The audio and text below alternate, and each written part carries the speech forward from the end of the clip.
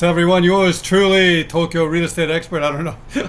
Anyway, it's another video here from the Tokyo real estate man. But where this is not Tokyo, this, of course, if you can read your Japanese, is Tokomachi, which is where my countryside home is, which is in Niigata. So I better back out so you see kind of where we are. These are the mountains of Niigata. Most of the if you look at Japan, structurally speaking, from like satellite maps like this, you can see that there's actually not much living space in the entire country.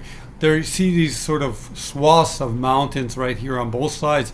And since time immemorial, the Japanese people have been living in basically the river valleys of Japan. Here, this is basically elevated valley, Tokomachi right there. And then this is you can come up here to Nagaoka right there. You see Nagaoka right there. And there's actually technically in Japan, there's not much living space. Anyhow, welcome here to Tokomachi, where my countryside home is. We'll come into it here. And one of the things I structurally wanted to talk about, we're going to get to a property a little bit later here in Yokohama. But one of the things that structurally happens is when you're in places, I live Tokyo for 30 years, and I have a countryside home here in Tokomachi in Niigata. And one thing you'll find when you're in Niigata is you will find that the biggest financial institutions are not there. The Megabanks of Japan, they do not underwrite any of this property here in Tokomachi. This is done by the Chiho banks. So, for example, if I were to come over here, this is I'm going to get to this one next. These are the banks here in Shibuya, near Shibuya Station. But I'm going to come here to this one right here, where I did a search for here. It says Tokomachi no Ginko, which are the banks in Tokomachi. And this one you see here, Dai-yon Hokuetsu Ginko, Tokomachi Shiten. This is not a mega bank. This is like a Chiho Ginko or a local bank. This one here, another one. This is the same one, Hokuetsu Ginko, Tokomachi Chuo.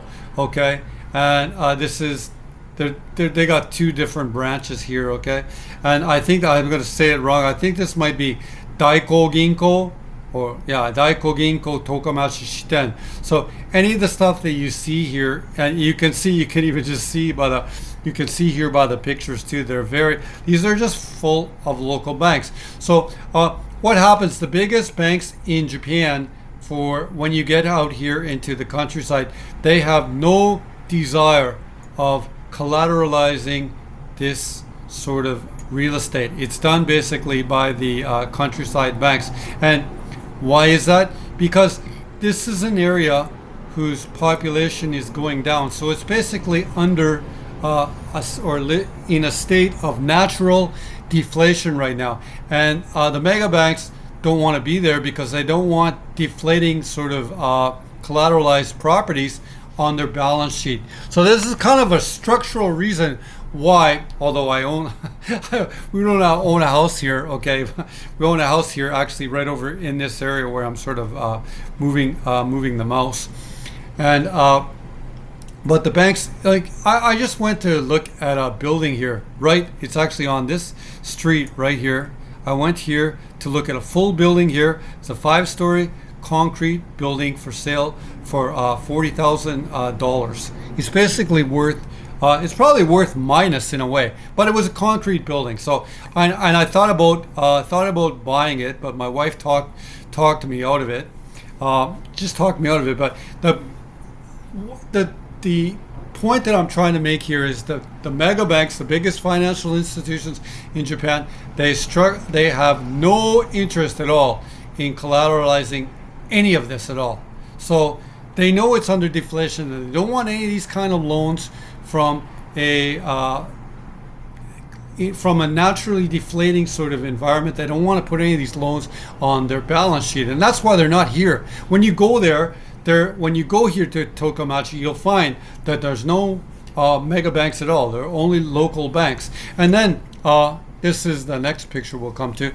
And what I've done here, this is really I'm trying to extrapolate my experience of Shibuya and living in Shibuya for 30 years and also owning a country home. I'm trying to extrapolate that here in my situation and bring it here to this video and give you an idea why you don't necessarily want to be putting all your eggs into something into the countryside of Japan, unless you're doing something like I was going to do, which was buy a concrete building in front of the station for $45,000. That was Canadian, so about 30,000 US dollars. So here we are. It says Shibuya Eki Chikai no Ginko, which means the banks that are near Shibuya Station. You can see it right here. And we have one here, Sumi. By the way, I don't like any of these banks, okay? I like none of them. However, I'm just trying to, this is a really important indicator to show you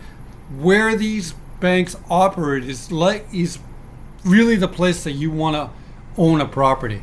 Okay, here's Mizuho Ginko. Okay, that's another mega bank. Another one, Sumitomo Ginko, Tokyo, or who knows, Metro probably. This is UFJ Ginko, Mitsubishi UFJ Ginko. That's Mitsubishi right there. Okay, here's another Mizuho right there. Oh, this is a little local player, but this is Yokohama Bank or Yokohama Ginko. There we see it again, Mizuho Ginko. You can see there by the pictures come up. By the way, there's the Yokohama, yeah, right there. It's actually right in front of the station. Mizuho Ginko. You see any local banks here? No. So here's another Yokohama bank right there. And then this is Yucho. But Yucho does, this is the Japan Postal Service, which is known as Yucho. Yucho you'll find in the Japanese countryside because the Japanese post office, probably the biggest bank in the world. That or JA. JA offer, which is the Japanese Agricultural Marketing Board, JA, Japan Agriculture. You'll find that Yucho and JR are probably the biggest banks in the world, and they operate everywhere in the Japanese countryside. But you can see the concentration of stuff even here around Mitsubishi again, Mizuho. It just keeps repeating even more. And this is a different one. This is Kiraboshi, which is a smaller one. It looks like they just have a bank machine there. And I think Risona is there, but Risona used to be here, but they're actually right now where is it? I think, but forget how much that's Shinsen on that side there. So but the Risona building right there is being redeveloped. So this is just a structural reason. You just have to understand when you come here. I'll come back here to the map. Okay, for the most part, I always make the argument is that do I like? But I think I don't know if what I'm doing here is working. Okay, we have the big map of Japan. You see how everything's basically in these sort of river valleys, right? And then when you come down here, that's Utsunomiya, and coming down here, and this Kashiwa, and coming down here, and there's Takasaki right there. Okay, coming down here into Tokyo. This is where the deflation is not happening. Even in areas of Yokohama, when we come down here into the Yokosuka Hanto right here, you'll see, or even areas in Chiba, these are still deflating areas. That there's the natural deflation happening because the population is going down. So you don't really want to buy your real estate in these areas because you want to act kind of like the mega banks, and you want to participate in your investing where the population isn't going down, and you want to use the transportation systems to go out here to Niigata or go out here to the countryside and enjoy, let's say, a weekend in the hotel. But I think that you want to participate at least in the lead urban markets of Japan, which are going to be Tokyo, and there's Nagoya and Osaka or Kyoto. And actually, one of the healthiest markets right now is Fukuoka right now when I look at it. Anyhow, that's a little thing, just looking at how the Japanese mega banks operate here in Japan, and it's a good sort of indicator, I would say, of how you want to act. Anyhow, I'm going to come here I have kicked up a map here of Yokohama, and we're going to look at a couple properties here in Yokohama. This is in Isogoku, which is just sort of I guess technically speaking in Japan it would be west, but in my sort of thing it's kind of south of the I'll try to kick up the map in a better position here. Hit this minus button here, you can see where we are. This is central Yokohama, right up here where you see the rainbow, or where you see the higher sort of price stuff. And we're gonna basically look at these kind of two properties here in Isogo, and there you see a Negishi. So you know too, in Yokohama, as you come up here, this escarpment, generally speaking, right here in Yokohama, is pretty steep. It's pretty steep. Anyway, well, come on down here. I picked out a couple properties down here that I thought. One of them was the cheapest one in the area here. This one right here we'll look at, okay? And then another one was, I think it was this one right here. The one that's away from the coast that basically has everything. We'll get to this one first. We'll look at this one first. This is one for 699 mon, which is nanhyoku man. And then that's going to be, I guess, around $65,000 Canadian. And I do have the listing open up right here, I believe. And yeah, there we go. Here you can see here Yokohama-shi, Isogo-ku, and Isogo Nanachome. And it's gonna, the nearest station is Isogo Eki right there. And so this is basically a piece of Japanese real estate garbage. What's real estate garbage? It's going to have the worst placement, and it's not really going to offer anything to anyone. And as the population is going down in Japan, this is about the worst thing you want to get in Yokohama, in a way. That's just why it's priced this way. It's priced at basically garbage. Let's go to the pictures. You can see we have a house here built in 1971, 51 meters of internal space in the building with 77 meters of land. And then we'll go to the pictures. There's no good internal pictures. We just know how it's going to look. This is the house here, totally captured. You'd have to come to this house by this little back way here. And yeah, that's just it right there. And there's no way you're going to be able to, there's no car access here at all. In a way, it's kind of like buying an apartment in a wooden building. You can see I talked about how there's an escarpment, and this is really on the top of a hill, maybe nonka saka no tenpen no tokoro. And that's basically, I think that there's another picture here that's going to tell the story of it all. And the real estate agents are telling the truth, but they're kind of hiding it. You'll see it right there. They're telling it right here. And this house is at basically the top of the hill, so this would be good. Although, you know, like, stair walking is such a healthy way, though, to live your life, because when you have strong legs, you're going to have a strong you're going to have a good life when you have strong legs. That's a little message here from the Tokyo Real Estate Man, unknown biohacker. So it's a minus, but you can make a minus a plus just through your outlook on life. So that looks, there's I guess that's the stairs going up right there, but there's no place to park. But I'm guessing you could park a car somewhere in the neighborhood. There'd be some parking for you right there. There we have the location right there, Genchi, as it says right there. And there's a convenience store, obviously. There really is going to be everything there, a neighborhood that's going to be close here with everything you want. But just keep in mind, when you're getting out to an area like this in Negishi, this becomes to be sort of car dominated and stuff like that. Okay, we'll come down here. And there's nothing to, it's on propane gas. Half of Yokohama is still on propane gas. When you go to places like Tokomachi, where my country home is, the whole cities are on, the whole town is on basically propane gas. So that's not a big, in Tokyo you have everything hooked up to know what's known as Toshi gas. Everything's hooked up to these central gas things. But when you get out to like areas that are far away from the core of the city, there's still use propane, and it's a commercial business where they just bring it by a propane tank every month, and they calculate it and they send you a bill. It's just totally commercial. So you can, and I'm guessing you see Takadai, it's right on. This is really important. It's right on, and in a way you're like, this is sort of counterintuitive in a way, because I always talk about the highland as the most valuable. However, this is really tricky, because this house, well, you got to imagine, okay, you have to imagine, you're going to put yourself into the Japan of the 1960s and the 1950s with the population growing. What's happening? All that land, okay, we looked at this in this sort of macro picture of Japan, how there's not much living space throughout Japan. You can see it. You can see it through the colorations, right? There's not much living space technically in Japan. It's mostly mountains. Okay. However, so when the population is going up, They're using every piece of land. Okay, but how now that the population is going down, this less quality land is being sort of priced in places like this in Yokohama, for example, as garbage. So do you really want to be buying this in a way? I don't know. That's just what's going on. So when the population is going up, the land use for human use, or the human use of it, is all the demand for it is using all the land. But now that it's going down, the poor quality land is just on going on sale. Basically, that's the skinny of it all right there. Anyhow, come back here. That kind of covers that one right there. That kind of covers that one right there. I'm going to end here. It says there's some appeal.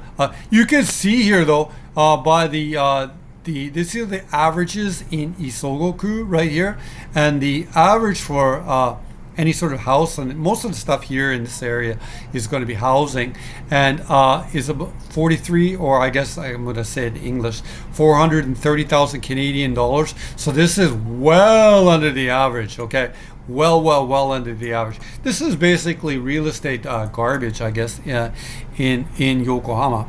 And would I rather own that building in Tokamachi in front of the station, or I'd rather own this one? I think I would rather own, for me, even this one here. I wouldn't touch this one.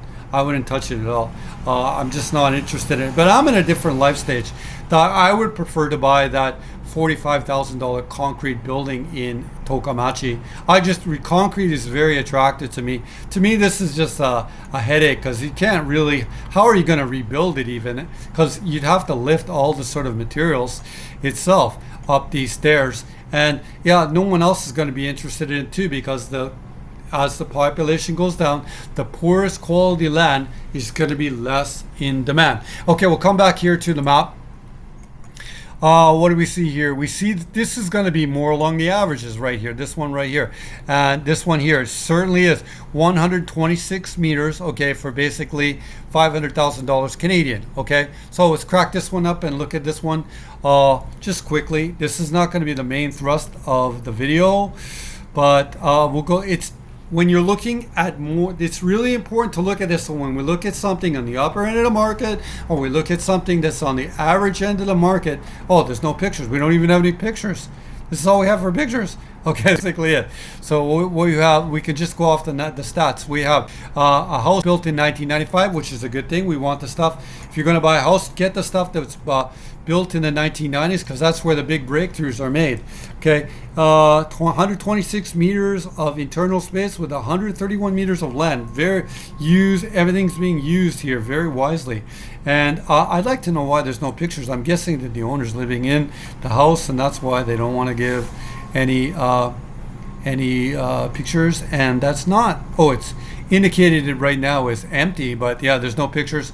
So it must be on a pretty attractive piece of land if it's worth 500,000, and we're going to guess it doesn't look that good inside. I think we better land this here. The best thing we can do is land it in front of the house, so we have an idea of what this house looks like, unless it's like a phantom house. Sometimes I get the phantom house and I can't find it. Try to expand the picture here for you here and see if we do find it. Does anyone see the house mark? Oh, there we go. It's good still. What do we see here? This might be the house right here, but again, it's on the top of the stairs. Maybe that's the house right there.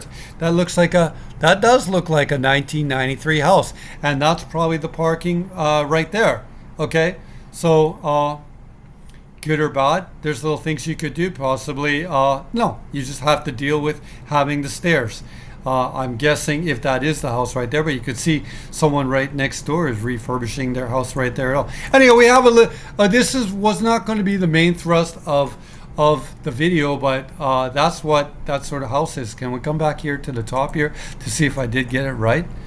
I think I did get it right, because I think the garage is down here underneath the property itself. However, they did, when we come here to the actual picture, they did a really good job of engineering this sort of, they basically have to mine this space up. And you see this design a lot in Yokohama, because there's a lot of rolling hills, and it takes advantage. You can see a really fun out. Look at this great construction here with the all these sort of concrete blocks and stuff like this. This is built really, really strong. And you see this mark right there? This is certified by a construction company that to structurally be sound. If we come into it right there, you see right there, this certifying that this is structurally sound. So yeah, that's you. When you're walking around anywhere in Japan, you can often find these on walls, retaining walls. The construction company does have to certify that when they get the contract that this was built structurally sound for the house. Anyway, this is a really interesting point. Even when you go into the countryside of for example, in Tokomachi, where my countryside home is, you'll find these sort of things on all kinds of walls all over the place. I always it drives my wife crazy because I always find these really interesting to look at. Any other hints we can get here from the neighborhood? Yeah, I don't know. It's just this is really becoming like a cheaper sort of place to invest in Yokohama, I guess. Anyway, I'm going to come back here to the master map, and we're going to get, I think this was the one I wanted to look at because this is a really nice sample. And I've already opened it up, and this is the 85-meter house for 2680 mon. And I think I have it open up. No, that was that one. Or is it? Oh, no, this was the one right here. And I got it here. This is the one right here. And you can see Yokohama-shi Isogoku. And this is Okamura Ichome. Okay, Okamura. And this is a 1996 house, 85 meters of internal space with 115 meters of land. So, and it looked really good when I looked at it. And I just liked it, and it's at a really good price. We could see that this was under the averages, about 200,000 under the averages, and it has parking right here. It's at the bottom of a hill. I wonder if this is parking to the house as well. I don't know. The house inside is definitely a 1996 house, and it has not been updated, and that's why it's priced like this. So if this really fits someone who's living in Tokyo right now and you're looking for financing, this is where something you'd like to get, I would think. Everything here is totally 1996, has not been updated, and that's why it's priced why it's like right now. This is, of course, Senmindai. Laundry hookups inside, and updated, is that a word? That's a new word I keep hearing for unalived. I keep hearing all these words as code words. This is an untoilet or unrenewed, so this has not been renewed. Anyhow, this is still a pretty nice house at a pretty good price. I like this washitsu. It's kawaii ne kore. And although like everything looked really functional, I think it's a pretty good price. So yeah, that's the skinny on it right there. So like, and just keep in mind that this is even in Yokohama, I think the population is only growing in five wards of Yokohama, and this is one of them. I'll try to come here I'm going to expand the map before I do it. And then I'm going to get the Google Maps golden guy. And I don't think Google Maps is going to come in to the street like this. So I'll take the Google Maps golden guy and I'll try to land it right there, and you can have an idea of what this is about. And yeah, this look kind of similar to that other. I think the house itself is going to be up this way. Yeah, there it is right there. So there it is. That sort of house coming up this sort of private drive like that. And I think there might be a couple of parking spots there. And I think that shed might be part of that house as well. And there's a retaining wall there. And you can see, though, there's a hill in behind it. Yokohama, full of sort of rolling hills like that. It looks to be a really just nice working, like, that's not working class. What I mean by working class is just like a nothing special neighborhood here in Isogo, but it looked pretty nice. So, what do we have here? You're not going to see too many. You see a house here from probably the mid 1980s. You see a house here from the 90s. That one there was from the 90s. This one here is from probably the early 2000s. So again, when we're looking at something here from the 1980s, something there from the 1970s, what does that indicate? It indicates that all along there's still demand. So there's demand for this land in the 1970s, and then families are going to move in here. This is looks to be like something to be that was built right now in the last 5 or 6 years. So that means in this neighborhood right now there's demand to take the older stock like this one, tear it down, okay, and rebuild something new. That's really important. So when you want to sell your house, that there's going to be demand. And why is there demand? Because the population in this area is growing, and that's why the megabanks operate in the lead urban markets of Japan, and they don't operate in the deflationary zones in countryside Japan,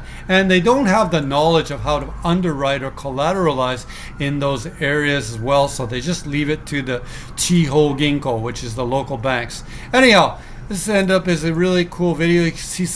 You can really see in this neighborhood different sort of ages of all the houses right there.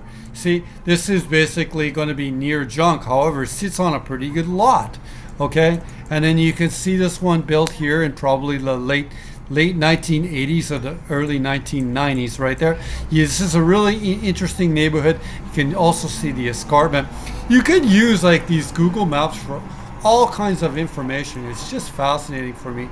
I really enjoy to get down here on the streets, and I just look at this stuff while I'm making the videos, and I like that because it just I like that. I just get a really fresh idea. Look at this one here from the 1970s. You could just see the quality. You can see when you come up a street like this the difference in quality. This is probably even like the late 1960s, and the shoddy materials that they had in that time. And then as Japan does better, okay, as Japan does better, you can. This really explains it. As Japan does better after the post-war, the people of Japan they're demanding a better quality of life for their houses, and that's why I don't want to live in this kind of shit. I can tell you, like, I have a really nice apartment in a concrete building. I have many apartments, but I have a very beautiful one in Shibuya that's all up to date in a concrete building. When I go to my countryside home in Japan, which is like this one right here, okay, there's no question that this here is more comfortable than this right here. So this land underneath here is valuable, but this sort of thing on top of it right here, this is garbage. It's basically garbage, and no one wants it. So if you buy this, it's the land that's valuable. And if you wanted to buy that other one on top of that hill, that is even worse in a way, because no one's going to want that one either, because it's sitting in the worst location in terms of its land quality. They would rather come in here and buy this lot and take advantage of the Japanese financial system, which they can get financing for at 1%, than live in something like this. So why would you buy it? Anyway, another video here from the Tokyo Real Estate Man, giving you the master course and how to get ahead in Tokyo, mostly Tokyo real estate, but Yokohama as well. And my partner, Nakamura, we operate out of Yokohama and Tokyo. Really, we know it well, and Nakamura knows Yokohama very well. Tokyo Real Estate Man website is the website right there. If you hit the contact box, it'll bring you down here. You can fill that information in there and then submit it to me. Submission to Tokyo Real Estate Man. No, you don't have to submit to me. And then other way to get a hold of me is bjmccullough@yahoo.com, or the other way is this, basically the same. You can do a search, Tokyo Real Estate Man website, Instagram, and it'll bring you to my Instagram, and you can DM me there as well. Anyway, another video here from the Tokyo Real Estate Man, coming to you today basically from Japan, talking a little bit. I'm gonna keep nailing on this one in some of the stuff that I do, but how the megabanks, how they operate in the lead urban centers, and they don't operate in the countryside, which is known as Chiho, okay? And that's for a reason, because the Chiho is deflating and they don't want this stuff on their balance sheet. So if they don't want it on their balance sheet, why do you want it on your balance sheet? Anyway, another video here from the Tokyo Real Estate Man. いつもこのチャンネル見てるありがとうございます。今日の動画、ちょっと元気すぎるだったね。生活地の東京リールステートマン。要するに、うるさいのキャンシーね。すいません。この動画は終わりです。よろしくお願いします。